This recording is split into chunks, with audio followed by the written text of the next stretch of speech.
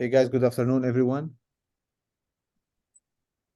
Um, Today we're gonna be somebody asked about deltism, what kind of cardism, deltism, calcium channel blockers we use, and then I'm gonna talk about heart block a little bit. What else we decided to talk about, and some contraindications in medications wise.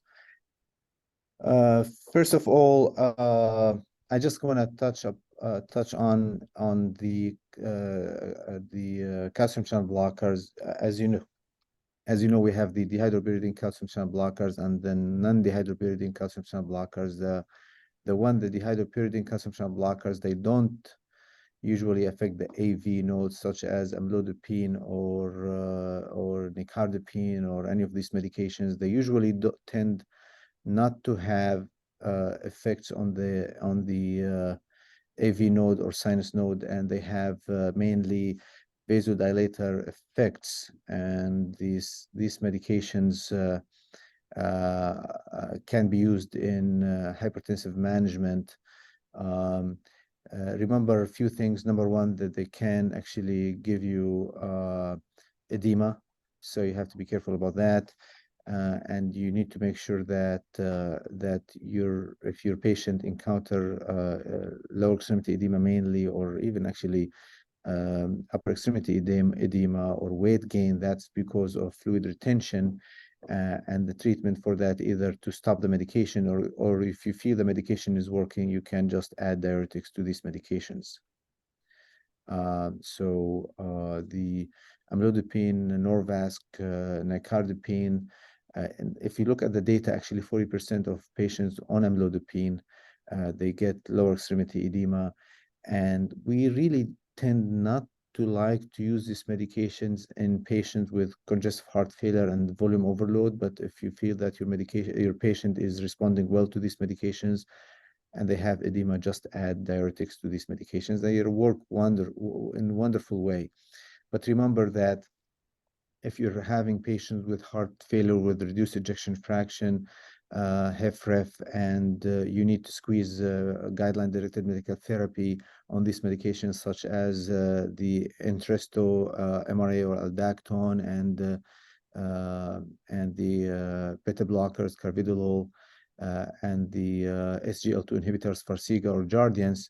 Remember that if you're going to add the amlodipine, that may lower blood pressure and might prevent you from using these guideline-directed medical therapies. So in that case, you have to always consider guideline-directed medical therapy before you adding any other medications such as amlodipine or hydralazine. Now, any question about that part?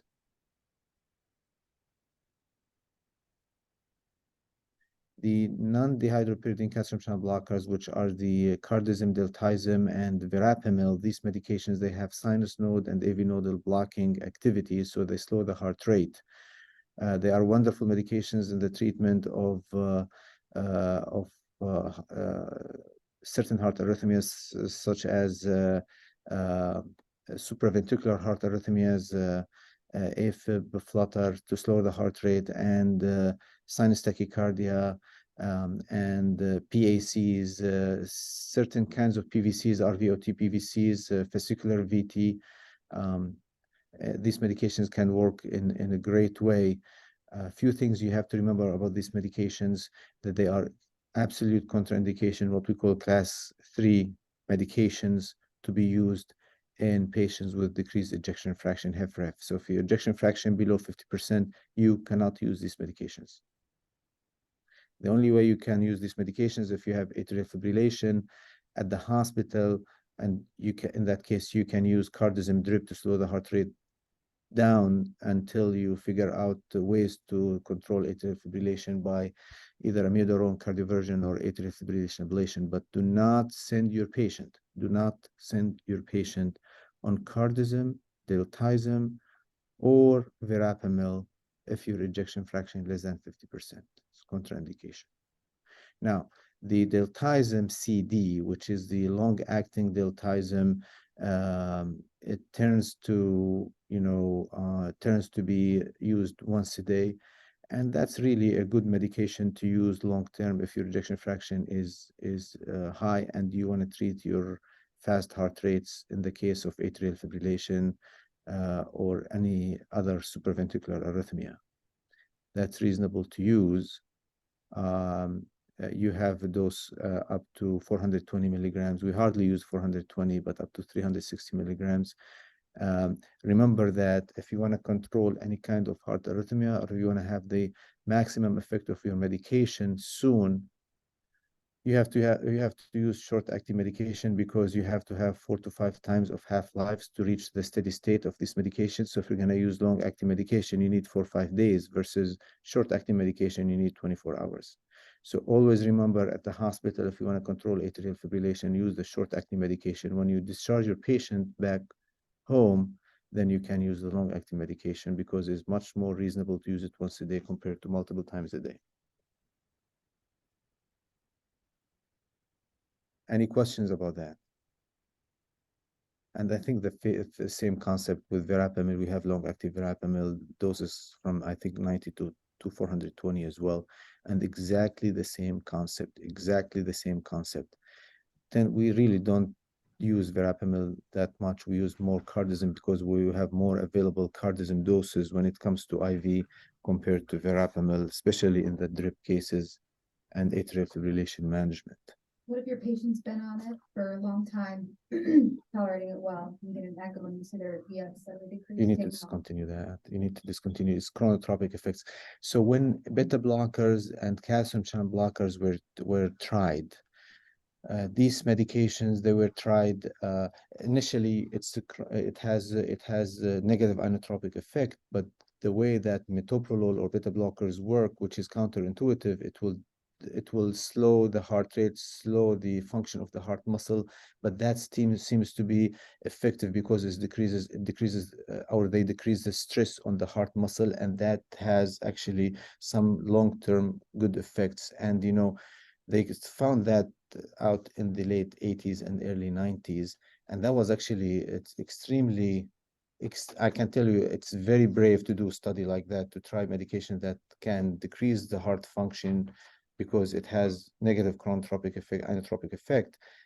But then you find that down the road, actually, it decreases the kind of hormonal effects, bad hormonal effects on the heart, and long term you have good effects. This is why beta blockers are guideline-directed medical therapy in heart failure with reduced ejection fraction. But they tried cardizem. Actually, it has bad effects on the heart. The only way they accepted cardizem as a bridge of transplant. There's one study, I think it was done in Europe, and it has about 130 on 140 patients as a bridge to transplant class 4 congestive heart failure patients, and they have atrial fibrillation or fast heart arrhythmias, and they found actually decreased hospitalization with these cases.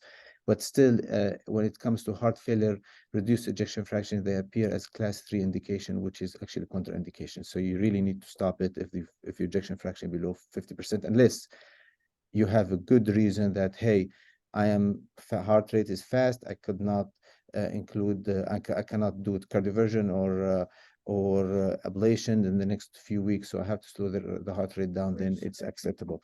But other than that, you cannot maintain medications like that long term. And I'm warning you guys, I'm warning you about continuation of these medications as when you discharge from your facilities or at your facilities.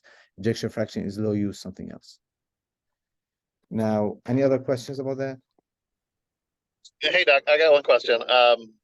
Yes, I know there's an association between the use of calcium channel blockers and the incidence of aortic aneurysms.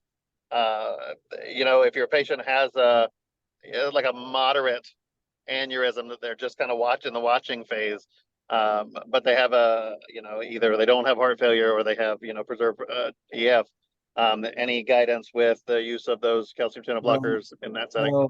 No, it's maybe case reports, and case reports will never make it to guidelines. To the best of my knowledge, they are not really contraindicated in any of these cases, and they don't really. Whoever came up with this, to the best of my knowledge, if you have aneurysm, you treat aneurysm as we talk about that before, based on the size of the aneurysm, but there's really no link between no proven randomized clinical trials in the package insert of these medications to the best of my knowledge of association between aneurysm and calcium channel blockers. Okay, thanks. Do you know anything different? No, I just have done some reading where they said that there was it wasn't a causation, it was more of a correlation in the incidence. And I've had a couple of people come through that, you know, required some better control on their pressure, but they have like a 4.2 or something that they're monitoring. And I was just wondering what you thought about the connection there. Sir. No, sir. Listen, if you look at the history of medicine, there's a link between omeprazole, PPIs, and Morth thrombosis, and then they studied there's some actually in vitro effects on Plavix. So when it comes to PPI, then it appeared as, you know, be careful about it. And then I know that because actually I did big journal club about it when I was in training, and all of these correlations are not really accurate, and unless you find it in the initial study of the medication, or randomized clinical trials is not going to really be respected, and case reports always don't really have any, or animal studies by themselves. There's animal studies about losartan and prevention of aneurysms in rats.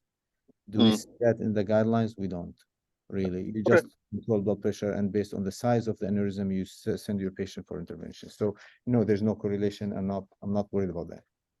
Okay. Any other questions about that? Yes. Did you say the EF needs to be less, if the EF is less than 50% to hold off on the calcium channel blocker? Yep, because that's Okay. the definition of heart failure with reduced ejection fraction. HFrEF, EF less than 50%, HFpEF, EF above 50%. The guidelines try to make it, the societies, they know that we practice medicine not in Mayo Clinic or Texas Heart or Cleveland Clinic. So we are in different institutions. So they have to try to make it simple for us to, even though it's not easy to practice medicine black and white, but they try to make it for us as a black and white for us to practice easily and basically prevent harm. So 50% above, 50% below. So when we talk about less than 50%, that's called HFrEF. Okay. Any other questions, guys? So we'll talk about heart blocks. There's something called sinoatrial block, which is, you identify that in EP study. That's really complicated. We're not going to talk about that. You're not going to encounter that the way we practice medicine on the level you do at the facilities and at the hospitals. But the more important one, which is the atrioventricular block, atrioventricular block. When you have the block either at this level of the AV node and below the AV node at the His-Purkinje system and what we call subhisian below the His-Purkinje system. So I'm going to show you some EKGs, and I want you to let me know what AV block we have. So you see this one? What kind of AV block? Anyone?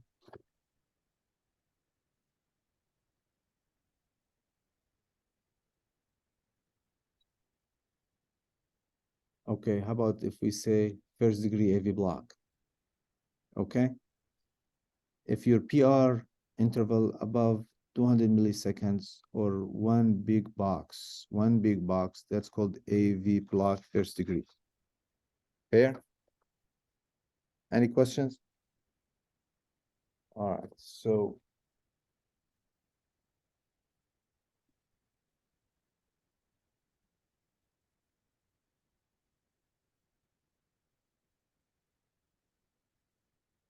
how about this one?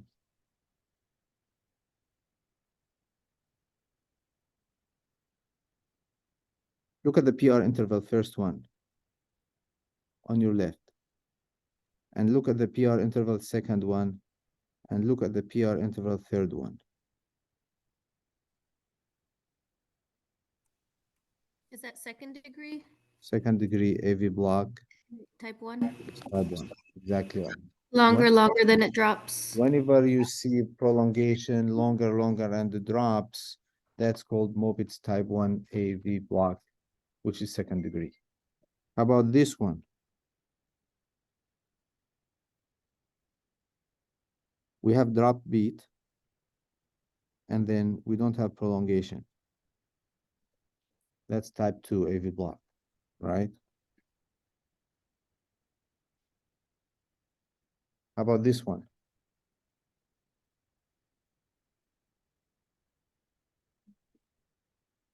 So there's complete AV dissociation. There's another way to know that if your QRSs are regular and slow, that's complete heart block. If your QRSs are, in a group beating, that's second degree AV block. Okay, group beating, similar to this, like 3 of them. This is not regular, right? QRSs are not regular.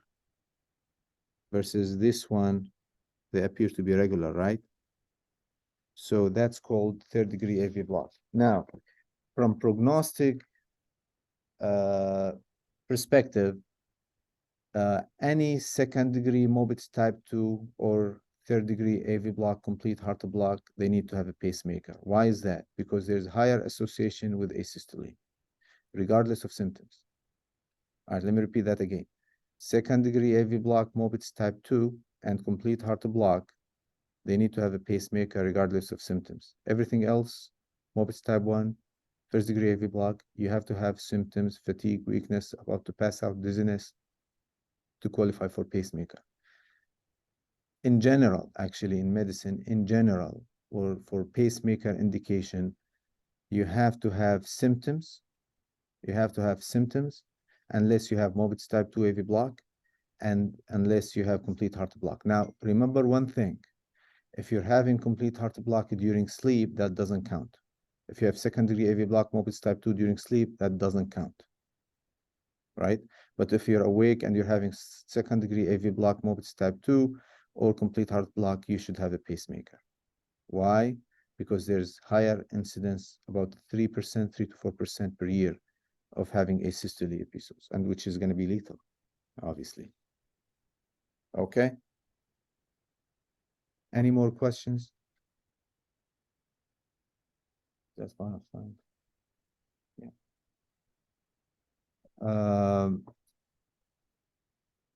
So do you guys have questions about anything in general? All right.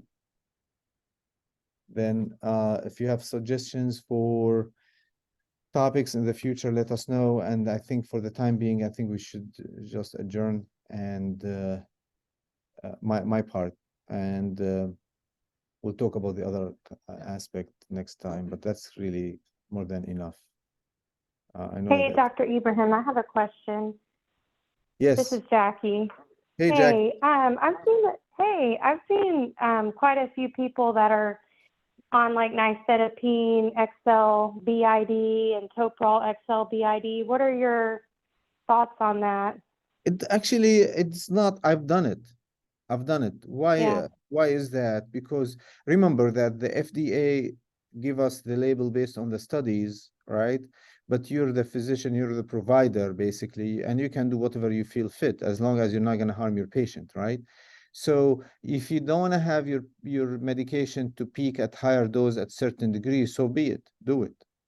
In fact, Okay. actually, I was trained. We used to do twice a day because one of my mentors used to say that this Toprol XL has a half-life of 8 to 12 hours. So it's not really close to 24 hours. So you have to repeat it twice a day. And metoprolol tartrate, he used to do it like every 4 to 6 hours. But Okay. but it's really up to you. If you do not want to, especially in these elderly patients, you don't want to have the 50 milligram to peak at 6 p.m. You want to divide it in 2 doses, so be it. Because remember, Okay, thank you. these medications, the formula is to decrease absorption in the gut. And that's the whole concept. And if you really wanna have it over a couple of times a day, there's really nothing wrong with that. It's up to you. Okay, thank you. Thank you. Any other questions, guys? All right. Good to talk to you and see you guys, and we'll see you in a couple of weeks. Thank you.